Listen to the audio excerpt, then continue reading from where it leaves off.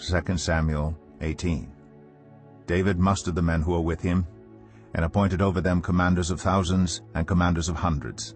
David sent out his troops, a third under the command of Joab, a third under Joab's brother Abishai, son of Zeruiah, and a third under Ittai the Gittite. The king told the troops, I myself will surely march out with you. But the men said, You must not go out. If we are forced to flee, they won't care about us. Even if half of us die, they won't care. But you are worth 10,000 of us. It would be better now for you to give us support from the city. The king answered, I will do whatever seems best to you.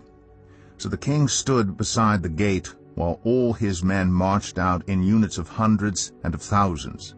The king commanded Joab, Abishai, and Ittai, Be gentle with the young man Absalom for my sake.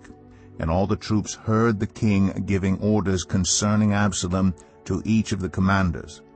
David's army marched out of the city to fight Israel, and the battle took place in the forest of Ephraim. There Israel's troops were routed by David's men, and the casualties that day were great, 20,000 men. The battle spread out over the whole countryside, and the forest swallowed up more men that day than the sword. Now Absalom happened to meet David's men. He was riding his mule, and as the mule went under the thick branches of a large oak, Absalom's hair got caught in the tree. He was left hanging in midair, while the mule he was riding kept on going. When one of the men saw what had happened, he told Joab, I just saw Absalom hanging in an oak tree. Joab said to the man who had told him this, What? You saw him?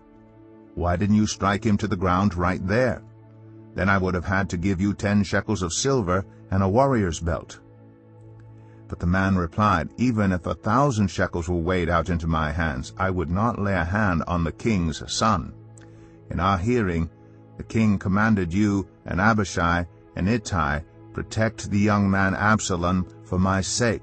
And if I had put my life in jeopardy, and nothing is hidden from the king, you would have kept your distance from me. Joab said, I'm not going to wait like this for you. So he took 3 javelins in his hand and plunged them into Absalom's heart while Absalom was still alive in the oak tree. And 10 of Joab's armor-bearers surrounded Absalom, struck him, and killed him. Then Joab sounded the trumpet, and the troops stopped pursuing Israel, for Joab halted them. They took Absalom, threw him into a big pit in the forest, and piled up a large heap of rocks over him. Meanwhile all the Israelites fled to their homes. During his lifetime, Absalom had taken a pillar and erected it in the king's valley as a monument to himself, for he thought, I have no son to carry on the memory of my name. He named the pillar after himself, and it is called Absalom's monument to this day.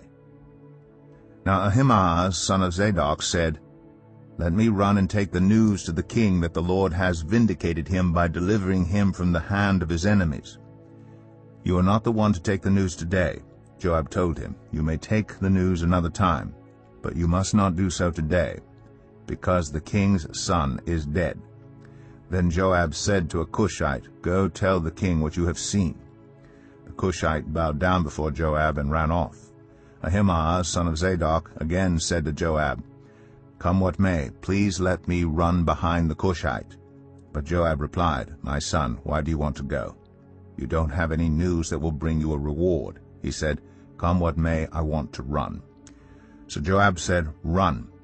Then Ahimaaz ran by way of the plain and outran the Cushite. While David was sitting between the inner and outer gates, the watchman went up to the roof of the gateway by the wall. As he looked out, he saw a man running alone. The watchman called out to the king and reported it. The king said, If he is alone, he must have good news. And the runner came closer and closer. Then the watchman saw another runner, and he called down to the gatekeeper, Look, another man running alone. The king said, He must be bringing good news too. The watchman said, It seems to me that the first one runs like Ahimaaz, son of Zadok. He's a good man, the king said. He comes with good news. Then Ahimaaz called out to the king, All is well. He bowed down before the king with his face to the ground and said, Praise be to the Lord your God. He has delivered up those who lifted their hands against my lord the king." The king asked, "Is the young man Absalom safe?" Ahimaaz answered, "I saw great confusion, just as Joab was about to send the king's servant and me, your servant. But I don't know what it was." The king said, "Stand aside and wait here." So he stepped aside and stood there. Then the Cushite arrived and said, "My lord the king, hear the good news. The Lord has vindicated you today by delivering you from the hand of all who rose up against you." The king asked the Cushite, "Is the young man Absalom safe?"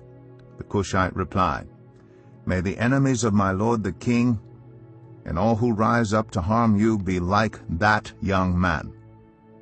The king was shaken. He went up to the room over the gateway and wept.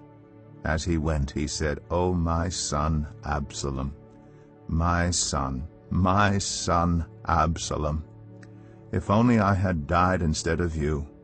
O Absalom, my son, my son."